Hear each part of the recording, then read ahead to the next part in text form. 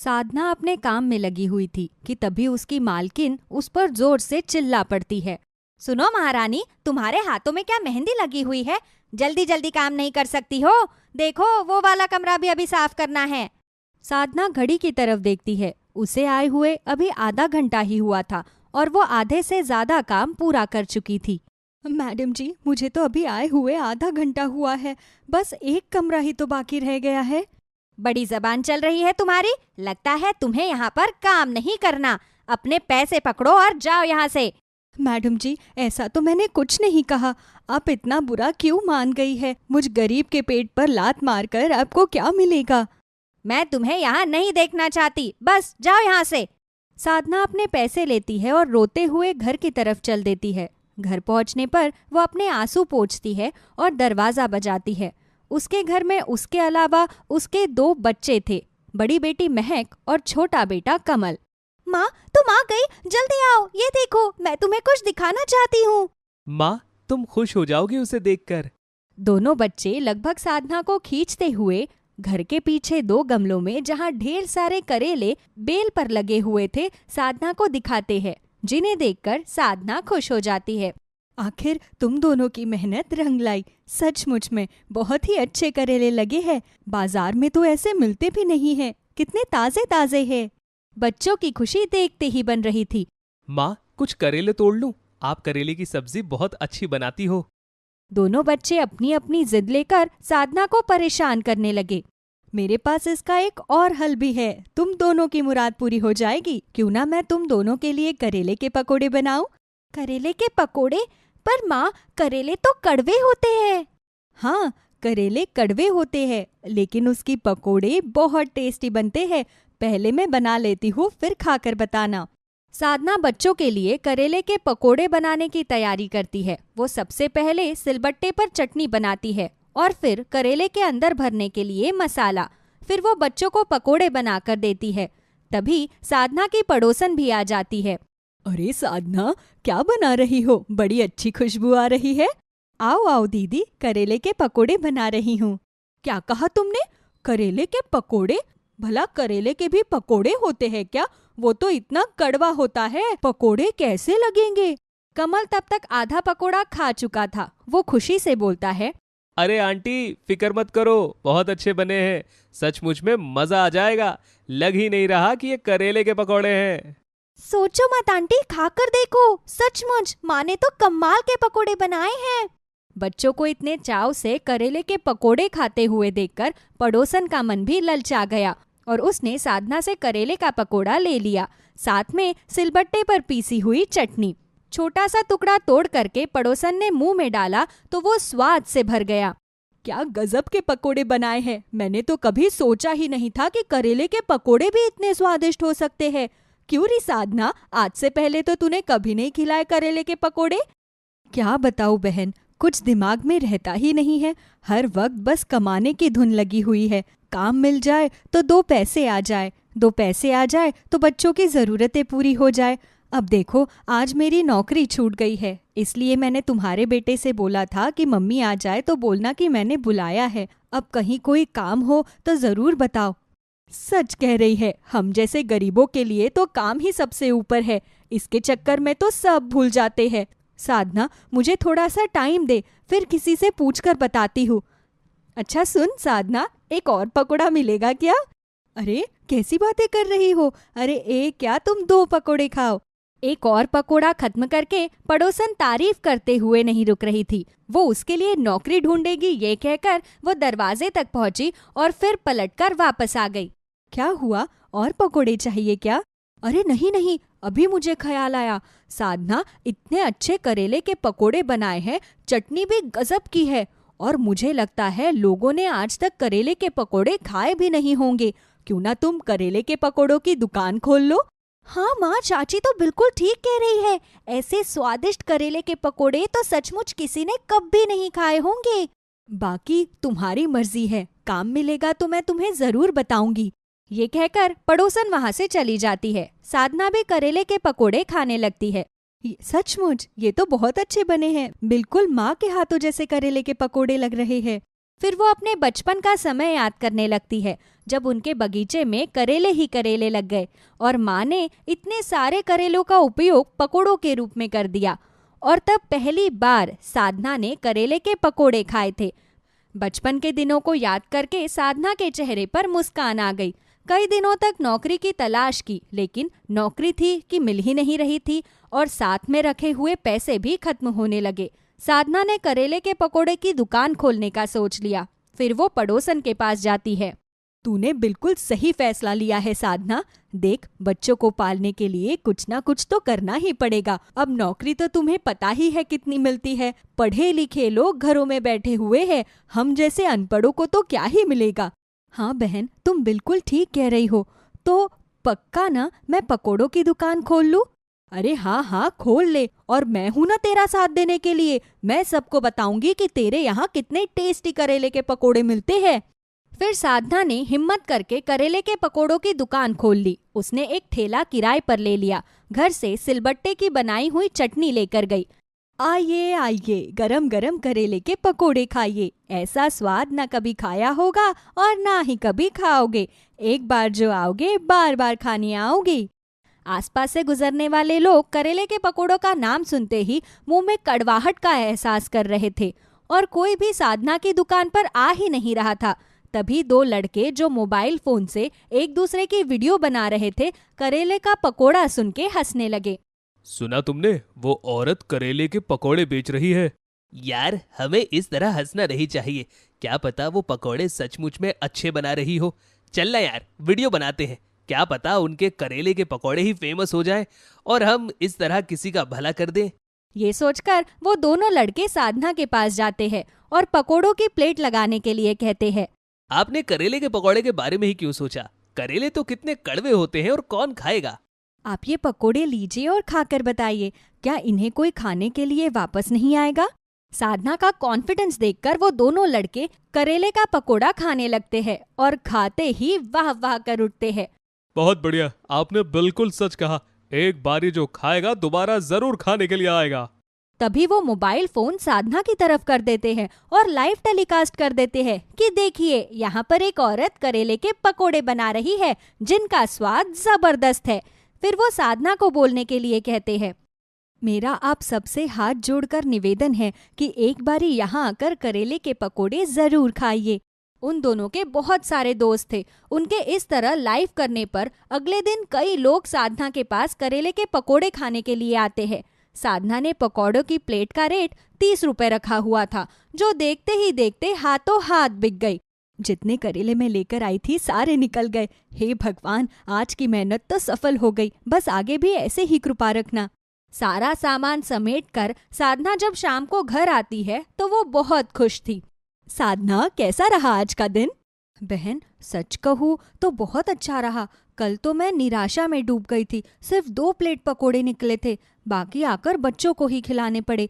पर आज उन 2 लड़कों की वजह से मेरे पास काफी भीड़ लग गई। सोच रही हूँ कल ज्यादा करेले लेकर जाऊँ, क्या पता कल भीड़ और ज्यादा हो। तभी पड़ोसन का बेटा मोबाइल फोन हाथ में लेकर आता है और साधना और अपनी माँ को दिखाता है। साधना अपने आप को फोन पर देखते हुए, हाय रे दैया, इसका मतलब इन लोगों की वजह से मेरे यहाँ पर इतनी भीड़ लगी। भगवान उन दोनों की उम्र लंबी करे। अरे साधना, ये तो बहुत अच्छा हुआ। देख, अब जल्दी ही तू फेमस हो जाएगी। इस मौके को हाथ से मत जाने दे। इसका भरपूर फायदा उठा और अपने करेले के पकोड़ों का स्वाद बरकरार रखना। देखना, धूम मचा देंगे, धूम। साधना बहुत खुश थी। वो उस लड़के से फोन लेकर अपने बच्चों को भी दिखाती है। ये तो सब देख रहे होंगे ना माँ, अब तुम्हारी दुकान पर बहुत भीड़ लगेगी। साधना अपने बच्चों को गले लगा लेती है। अगले दिन वो बहुत सारे करेले लेकर जाती है और हाथों से सिलबट्टे की बनी हुई चटनी। मैं बहुत दूर से आई हूँ। आपके करेले के पकोड़ों की बहुत तारीफ सुनी है। वैसे मुझे करेले बिल्कुल भी पसंद नहीं है, लेकिन न जाने क्यों मेरा ये मन कर रहा है कि मैं एक बार ये जरूर खाकर देखूं। आप मुझे 1 प्लेट दे दीजिए। आपको निराशा नहीं होगी। आप एक बार खाओगे तो बार बार खाने आओगे। वो लड़की अपनी सहेलियों के साथ आई हुई थी। उसने जैसे ही करेले का पकोड़ा मुंह में डाला, उसे लगा ही नहीं कि वो करेले का पकोड़ा है। स्वाद से और मसाले से भरपूर करेले का पकोड़ा खाकर वो सब खुश हो गई और साधना की बहुत तारीफ की। फिर उन लड़कों की तरह उन्होंने भी साधना के साथ वीडियो बनाई। इस तरह धीरे धीरे सब जगह साधना की वीडियो वायरल होने लगी और लोगों के अंदर करेले के पकोड़े खाने की जिज्ञासा भी।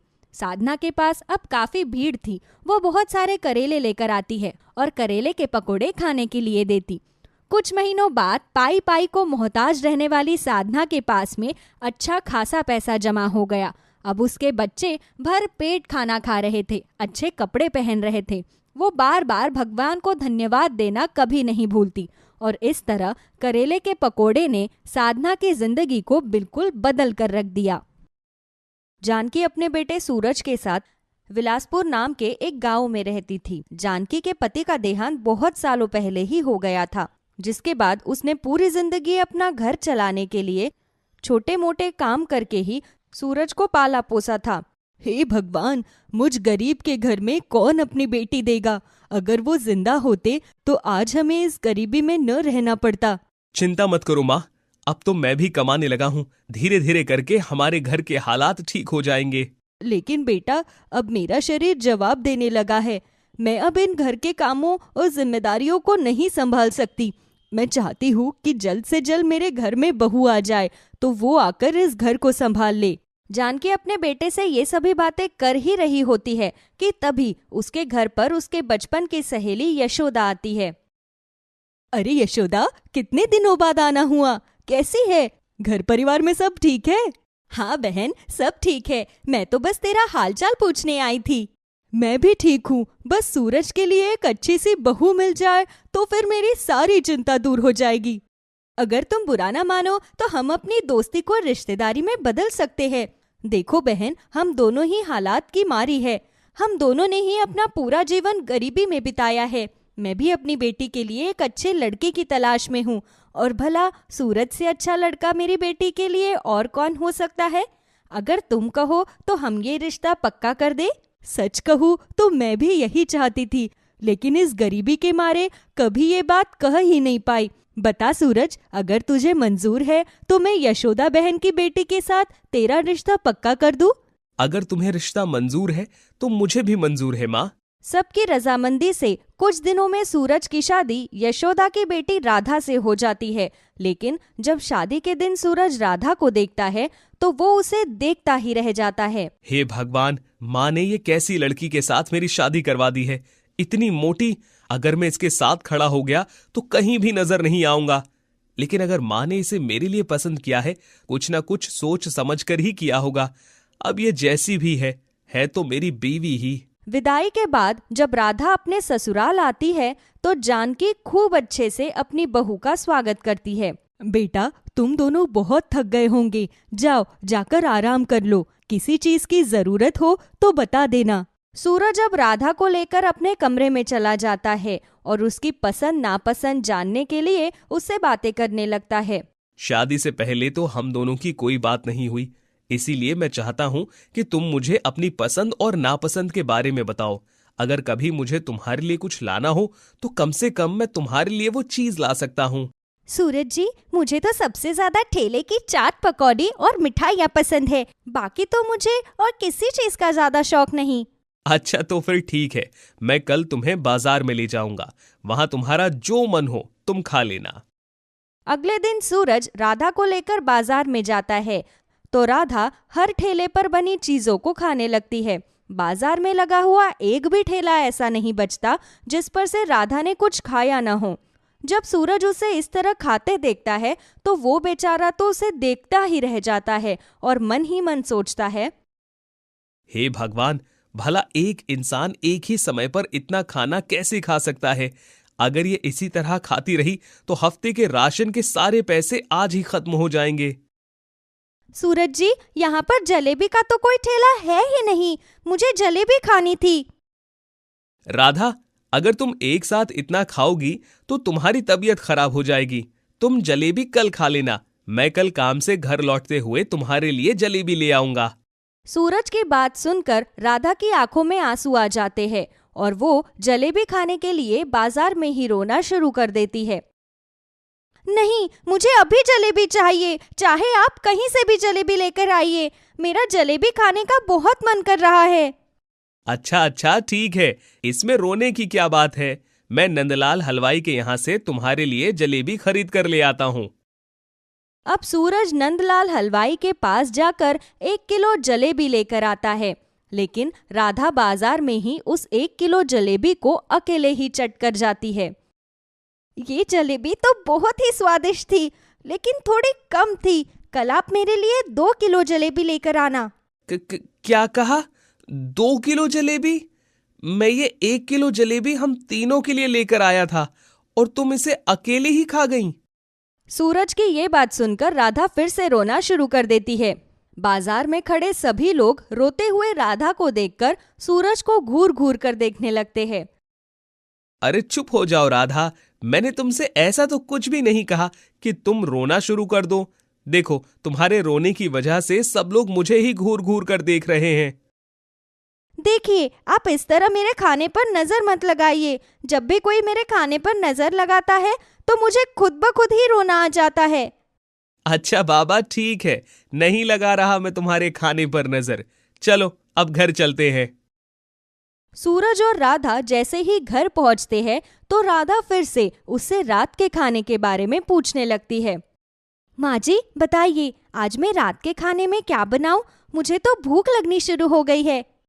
क्यों बेटा, क्या सूरज तुम्हें बाजार से कुछ खिलाकर नहीं लाया?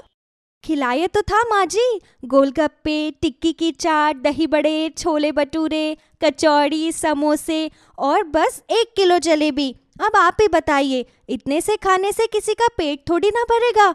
घर का खाना तो खाना ही पड़ेगा ना। क्या तुम मुझसे कोई मजाक कर रही है क्या बहू? नहीं माँ, यही सच है। थोड़े दिन रुक जाओ, तुम्हें भी सब समझ में आ जाएगा। अरे आप दोनों वो सब छोड़िए, मैं आज रात के खाने में दाल, चावल, रोटी और आलू का चोखा बना लेती हूँ। आप दोनों को ये खाना पसंद है ना? हाँ हाँ, बहुत पसंद है, बना लो।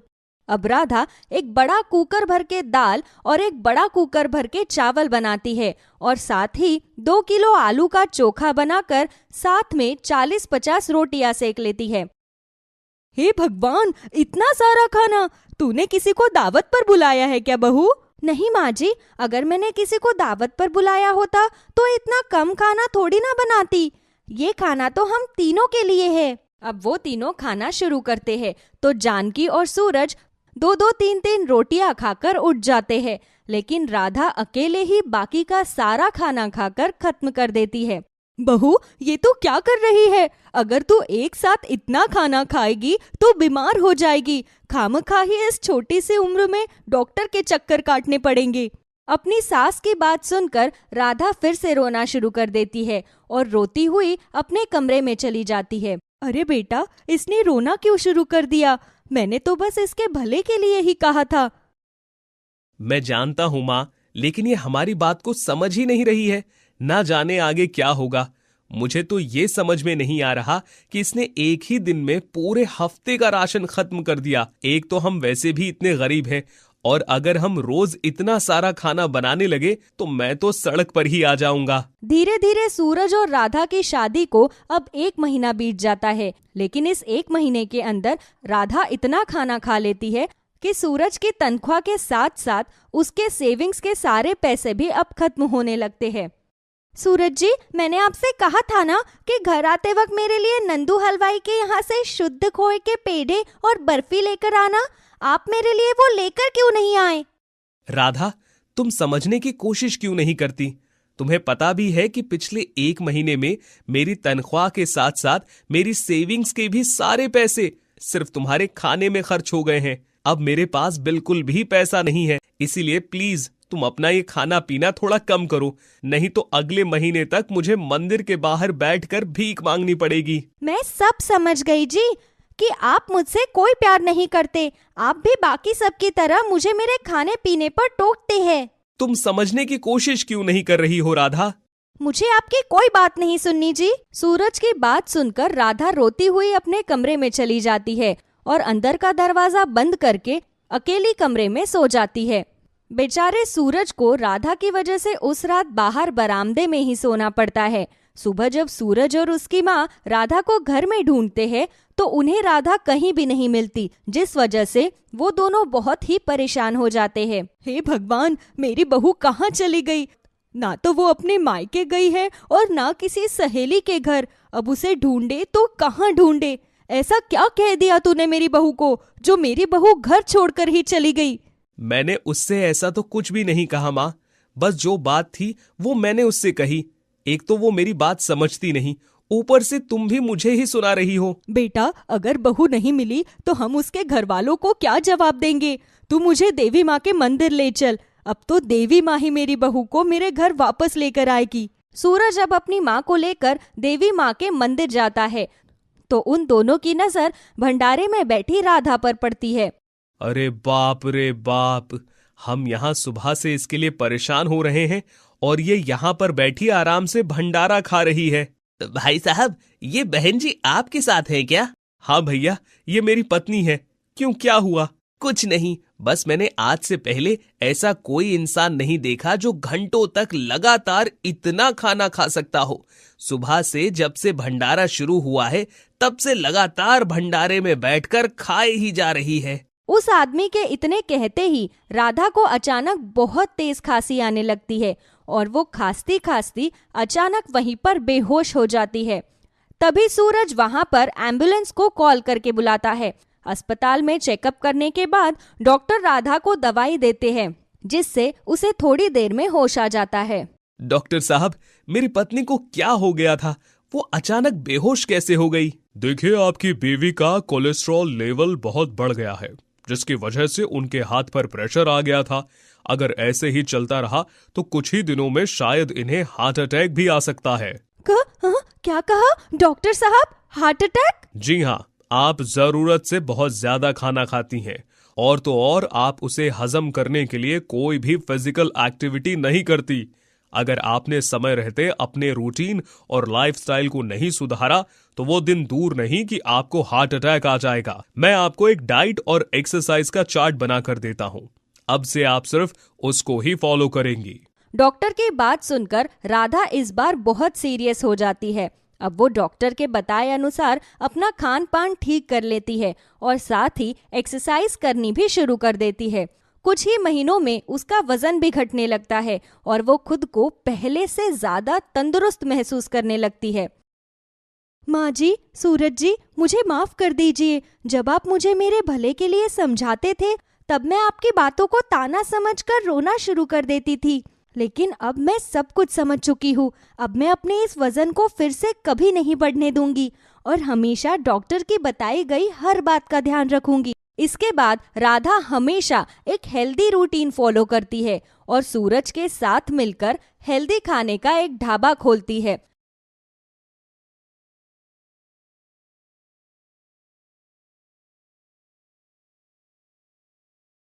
सावित्री ने तीसरी बार भी कन्या को जन्म दिया तो घर में खुशियों की जगह जैसे मातम सा छा गया। सावित्री को पूरा विश्वास था कि इस बार बेटा ही पैदा होगा, परंतु हाय किस्मत, सावित्री ने फिर से बेटी को जन्म दिया। सावित्री की सास शीला बड़े गुस्से में थी। अरे बहू, अपने फूटे भाग लेकर तुझे मेरे ही बेटे के पल्ले पड़ना था। अब मेरा गरीब बेटा 3-3 बेटियों की शादी कैसे कर पाएगा? सास की बात सुनकर सावित्री रोने लगी। सावित्री का पति सतपाल अपनी माँ से कहता है, माँ, इसमें इस बेचारी का क्या दोष? ये तो भगवान की देन है। जच्चा बच्चा दोनों स्वस्थ हैं, तुम्हें तो खुश होना चाहिए। अरे जोरू के गुलाम, तू तो अपनी बीवी की ही पैरवी करेगा। मैं पोते का मुंह देखे बिना नहीं मरने वाली। दूसरा ब्याह रचाऊंगी तुम्हारा, समझा?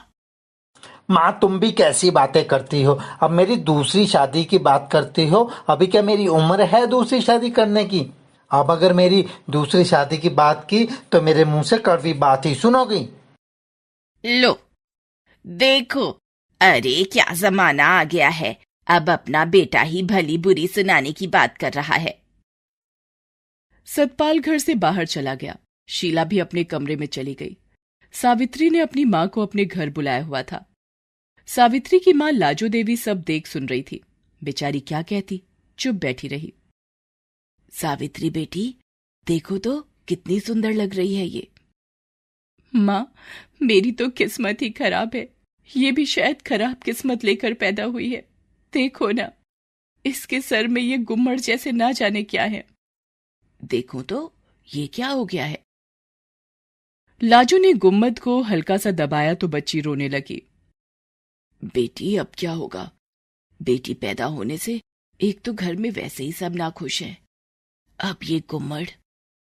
आहा, एक नई मुसीबत पैदा हो गई। शीला ने अभी तक बच्ची को देखा तक न था। बेटी पैदा हुई है सुनकर उसने मुंह फेर लिया था, इसलिए लाजो देवी और सावित्री ने किसी को कुछ नहीं बताया। शीला देवी सतपाल से कहती है, सतपाल, अपनी सास से कहो अपनी बेटी को अपने घर ले जाए। मैं तुम्हारे लिए कोई अच्छी सी लड़की देखती हूँ और तुम्हारी दूसरी शादी कर दूंगी। माँ, तुम भी कैसी बात करती हो। भगवान के लिए आप चुप रहो। अरे मैं क्यों चुप रहूं, तू नहीं कह पाएगा, मैं ही कह कर आती हूँ। और शीला देवी सावित्री के कमरे में चली जाती हैं और लाजो जी, अपनी बेटी को अपनी इन 3 लाडलियों के साथ अपने घर ले जाइए। मैं अपने बेटे की दूसरी शादी करूंगी। शीला जी, ऐसा न कहिए। मैं गरीब विधवा अकेली औरत इन सबको कैसे पालूंगी। आप चाहें तो अपने बेटे की दूसरी शादी कर लीजिए। मेरी बेटी भी एक तरफ पड़ी रहेगी, मेहनत मजदूरी करेगी, घर खर्च चलाने में सहयोग करेगी। तभी शीला की नजर बच्ची के गुम्मड़ पर पड़ गई।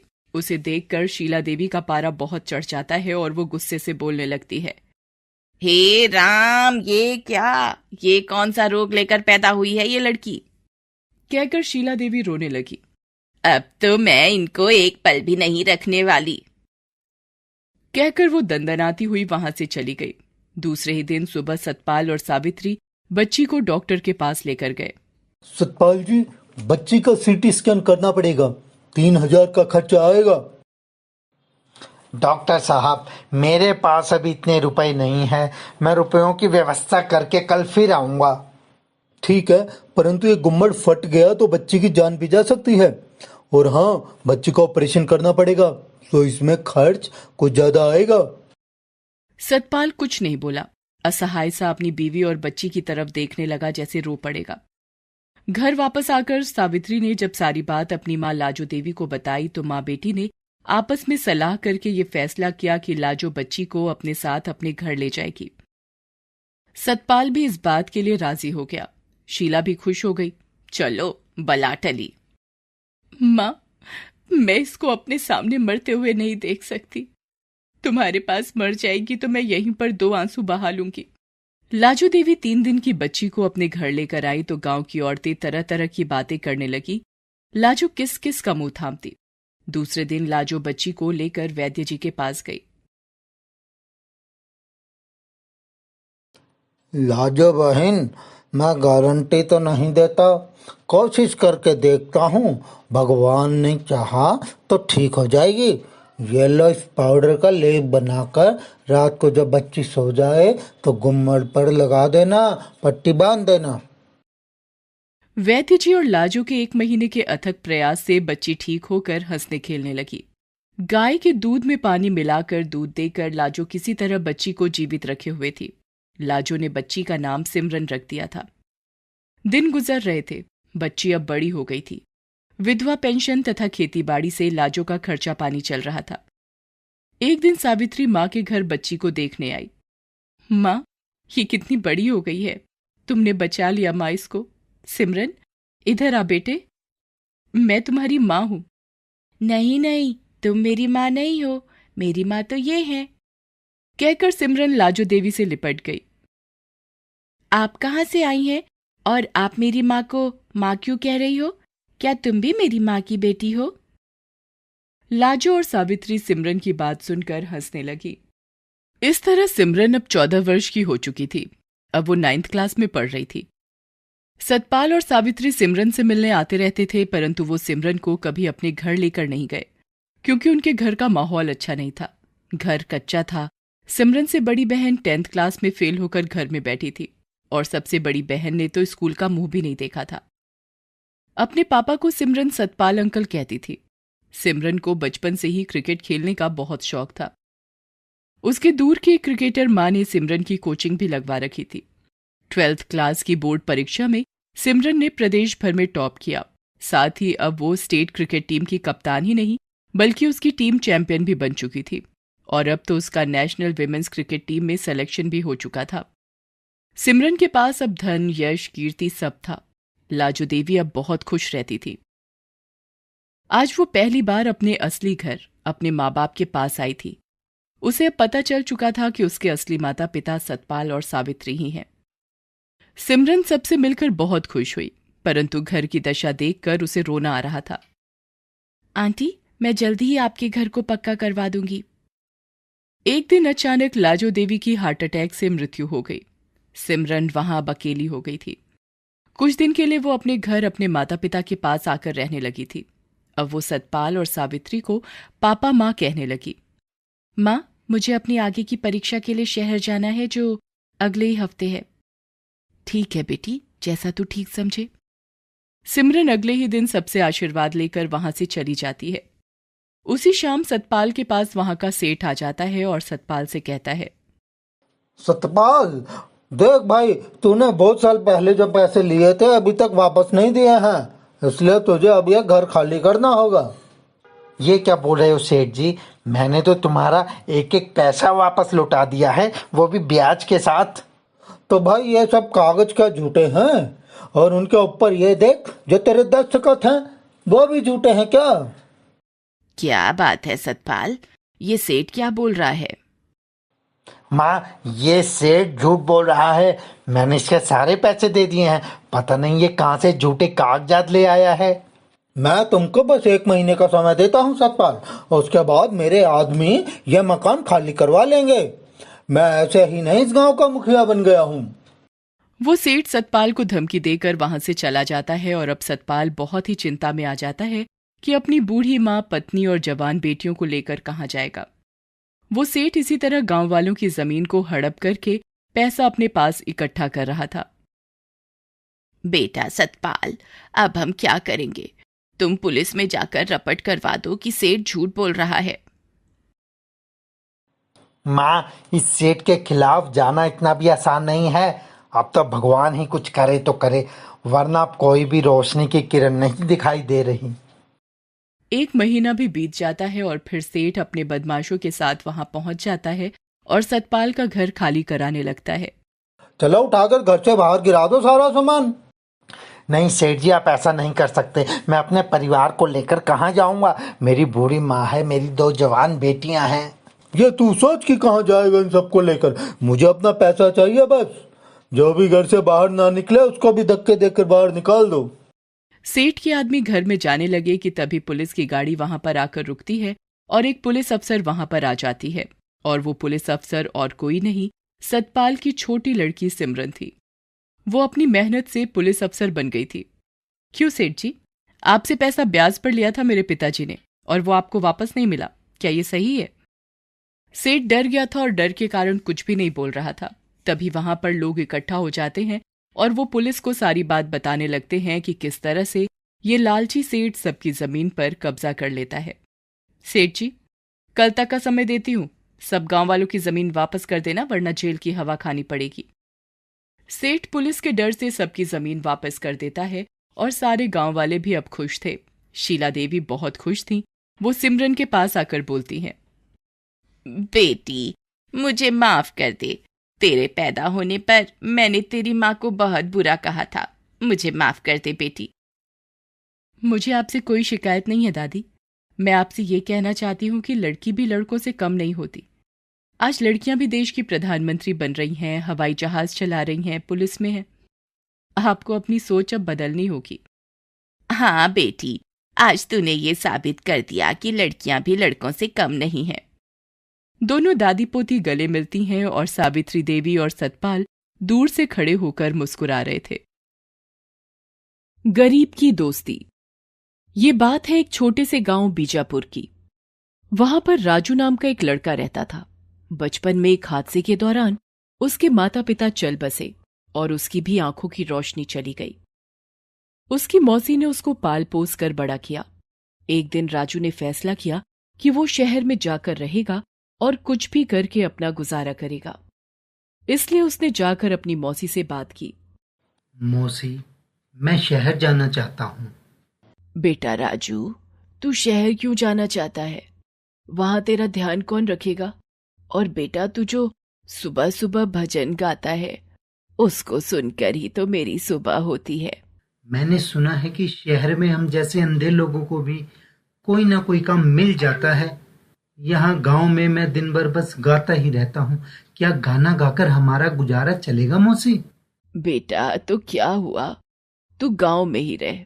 जिस तरह भगवान ने अब तक चलाया है, आगे भी हमारी गुजर बसर हो जाएगी। ठीक है मौसी, जैसा तुम कहो, मैं यहीं पर रहता हूँ। और राजू सोने के लिए चला जाता है। आधी रात को जब सारा गांव सो रहा था तो राजू चुपके से उठता है और वहां से चल देता है। मुझे माफ करना मौसी, मुझे इस तरह से तुम्हें छोड़कर जाना पड़ रहा है।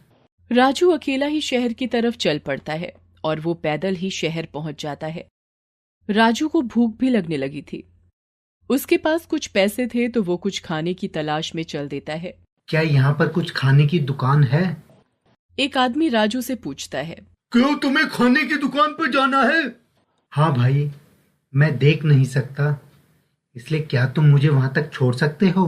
हाँ हाँ, क्यों नहीं, चलो मेरा हाथ पकड़ लो, मैं तुमको वहां तक ले चलता हूँ। वो आदमी राजू को थोड़ी दूर ले चलता है और एक जगह रुकने के बाद, लो भाई, मुझे पैसे दे दो, मैं तुमको यहीं पर खाने के लिए ला देता हूँ, तुम यहीं पर बैठ जाओ।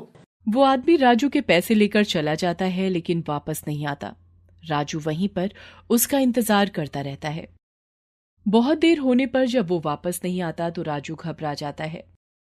हे भगवान, वो आदमी अभी तक नहीं आया। कहीं वो मेरे पैसे लेकर तो नहीं चला गया? मेरे पास तो पैसे भी नहीं हैं और सुबह से कुछ खाया भी नहीं। अब मैं उस आदमी को ढूंढने कहाँ जाऊं?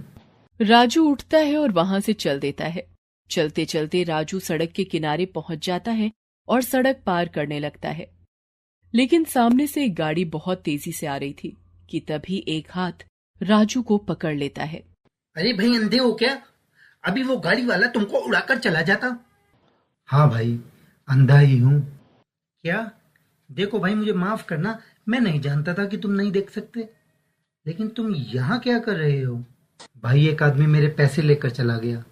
मैंने उसको कुछ खाना लाने के लिए अपने पैसे दिए थे। फिर राजू सोहन को अपने बारे में सब बता देता है। सब कुछ जानने के बाद सोहन राजू को अपने साथ अपने घर ले जाता है और उसको खाने के लिए भी देता है। देखो राजू, मैं भी यहाँ पर अकेला ही रहता हूँ। मेरा भी इस दुनिया में कोई नहीं है और एक हादसे में मैं अपना एक पैर भी खो चुका हूँ। अगर तुम चाहो तो मेरे साथ रह सकते हो। सोहन, क्या मुझे कोई काम मिल सकता है यहाँ पर? भाई, यहाँ तो अच्छे खासे लोग भी खाली घूम रहे हैं, फिर तुम्हें काम कैसे मिलेगा? और तुम क्या करते हो सोहन? देखो, मैं दिन में दुकान पर हिसाब किताब करता हूँ और रात में पढ़ाई। मैं सरकारी नौकरी की तैयारी कर रहा हूँ राजू, उसके लिए मुझे बहुत पढ़ना पड़ता है। राजू और सोहन इसी तरह बात करते हुए सो जाते हैं।